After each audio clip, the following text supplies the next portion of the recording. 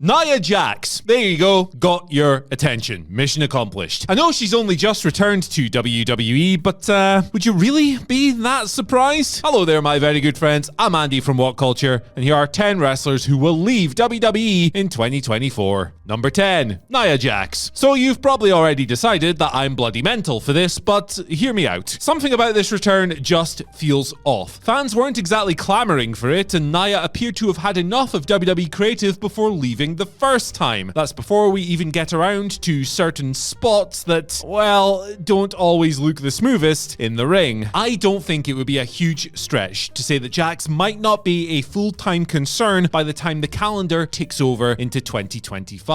If anything, she is coming across on television like a short-term quasi-legacy solution for the women's division, not the kind of wrestler who'll be on the books for the long haul, who the company might build around. Now, I'm happy to be proven wrong on this one. I actually think that Nia Jax is kind of fun, so long as nobody's getting injured, but I'm not sure I will be proven wrong at all, actually. Number 9, Shayna Baszler. Things aren't really clicking for Nia Jax's old tag team partner either, and Shayna Baszler currently finds herself back in the same old spot doing the same old things now that Ronda Rousey is gone. That can't be fun for somebody who should be dominating the main roster as one of the most convincing killers and ass kickers in the entire company. Post Ronda has been yet another false dawn for Shayna Baszler. She's surely getting annoyed with this treatment by now, and the fans certainly are, believing that Shayna could be used more effectively than WWE has ever shown on the main roster. It might just be time for Baszler to try her luck somewhere else. Changing scenery is often good for a pro wrestler and can make them feel revitalized, refreshed, and brand new. And Shayna does have plenty of experience on the indies and in Japan from her time before WWE. She would be a wonderful get for literally any other company on the planet, and maybe if she went somewhere else, she'd be presented like the killer she is. Number 8, Butch. Pete Dunne's WWE contract reportedly expires in September 2024. That's a long time away, but really, in WWE, what is the ceiling for Butch? He has been cast as a scrappy tag team geezer for much of his time in the company, and it doesn't look like creative will ever push him as a singles star. WWE recognizes how good he is in the ring, but he's unlikely to ever charge up the rankings, especially over the next 12 months. Dunne is clearly the kind of guy to back his skill set. Not many people thought he would ever reach the main roster when he signed for WWE in 2016, but here we are. Nonetheless, he may have to move on if he wants more than he's currently getting. And we still have no indication of how aggressively WWE's new owners, Endeavor, are going to handle contract renewals either. Given the bloodletting they have overseen in the UFC, there may be some non-renewals, and that might mean people as talented as Pete Dunne are leaving the company. Number 7, Ricochet. Was Ricochet's feud and match with Logan Paul at SummerSlam the apex of his WWE run? It's entirely possible, but the man is a human highlight reel from bell to bell, and that'll be what grabs headlines once he leaves WWE and sets up camp somewhere else. Sorry, if he leaves WWE, I should say. But the matches this guy could have in other companies that place more of an emphasis on dazzling in-ring feats is frankly absurd. Kenny Omega, Bryan Danielson, Hiromu Takahashi, and of course Will Ospreay all await, and it's likely that he'd simply get a lot more love outside of WWE as well. Now, Ricochet has had a solid enough WWE run. He's had plenty of really good matches. The tag team with Braun Strowman was a lot of fun. He was fantastic in NXT, and he's been in the odd spotlight here and there as well. But this guy is far too talented to not be doing flippy delights every single week on television. He is one of the foremost high-flying wrestlers of his generation, and frankly, it's a bit of a waste that he's kind of been warehoused for long periods of his WWE run. And with rumors pointing towards his contract expiring at some point in 2024 anyway, perhaps that could be the exit point. Number 6, Shinsuke Nakamura. It was a pleasant surprise seeing Shinsuke Nakamura leveling up and embracing the heel side for his feud with Seth Rollins in 2023. Now, arguably, their rivalry could have been a bit better, but the angle Nakamura worked on the Raw before Fastlane was great stuff and a real highlight of WWE's year. The way a pre-taped Nakamura counted to 10 as the in-the-flesh version put Seth Rollins down was a reminder of the killer Nakamura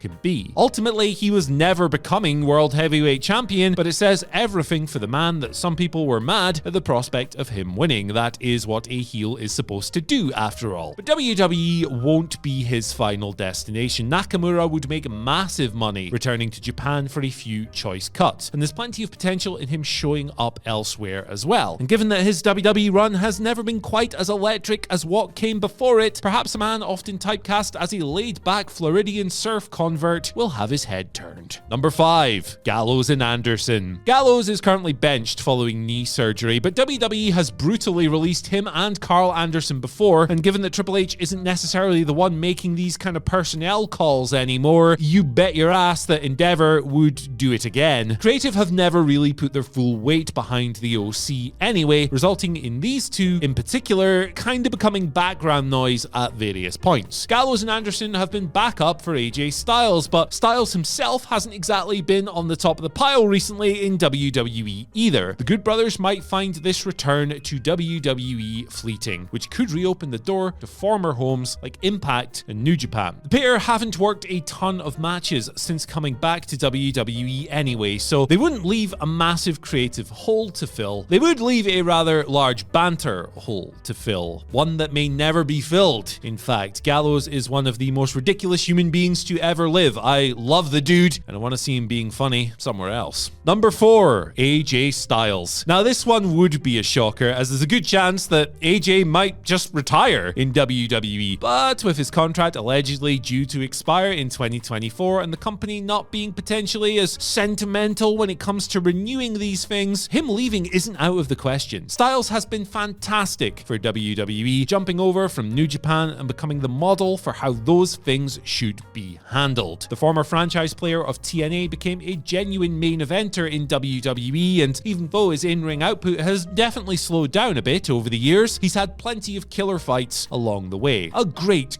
run, but it could well come to an end. And with the guy being a bona fide wrestling legend at this point, all of the top companies in the world would be falling themselves over to get a piece of AJ Styles. Number 3. Sheamus. Here's another big lad, big WWE name, and former WWE champion whose contract expires in 2024. Unless we forget that Sheamus was pretty critical about WWE creative over the summer months. Sheamus doesn't think that the WWE writers did enough to capitalize on the buzz surrounding him following his wars with Gunther, which became a clear source of frustration that he spoke about openly in interviews. It's worth noting that Adam Copeland picked Sheamus for his final match before bowing out of WWE earlier this year. Those two are great friends, so I don't know, maybe there's a pathway into AEW if you're into that kind of thing. Look, I think Sheamus is awesome, and he's been awesome for a long time, longer than most people would even admit. He's had his physical problems over the years, and the clock is ticking on his career most likely. If he's ever going to be in a G1 climax, it kind of has to happen right now. So let's do that immediately, please. Thank you, just for my selfish whims. Number 2, Sami Zayn. You might be forgiven for laughing at this one a little bit.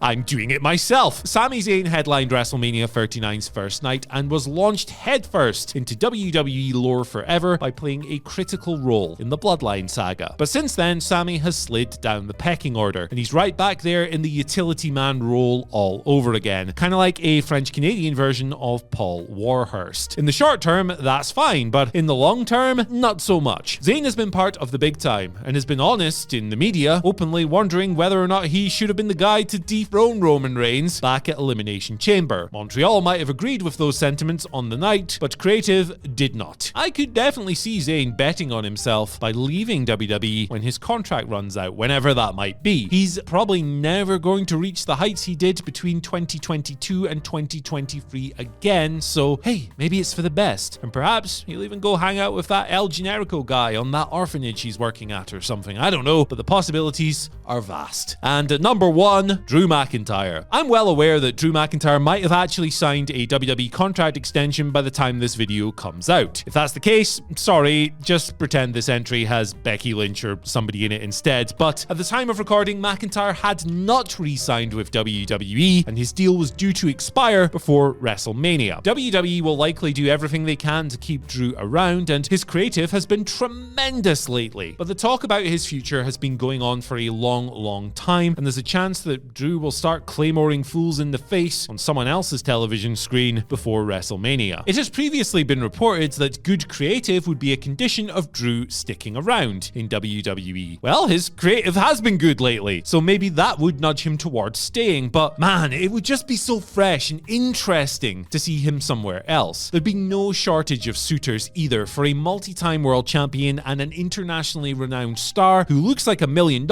and can really go in the ring as well. We'll see how all of this plays out in the new year, but for now, I've been Andy, and I'll see you later.